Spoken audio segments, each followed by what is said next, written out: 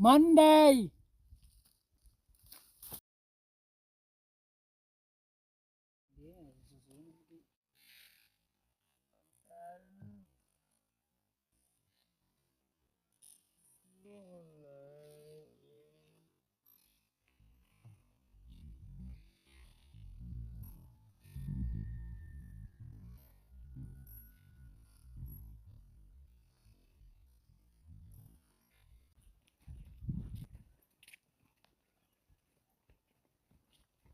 Imalli keenya fagaatus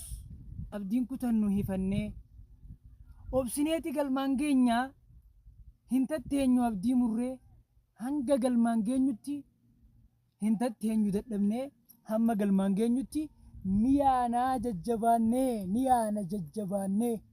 yoomiyyuu imalli keenya fagaatus abdii hin kutannu hifannee hamma galmaan geenyutti ni yaana jajjabaannee hamma galmaan geenyutti ni yaanaa jajjabaannee gargaarsi keenya Allaha irratti irkannee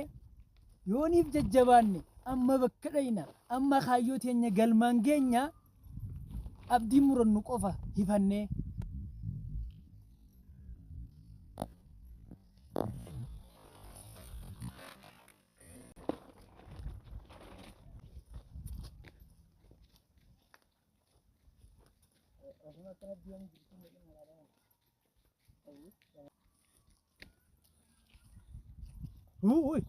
haram kutan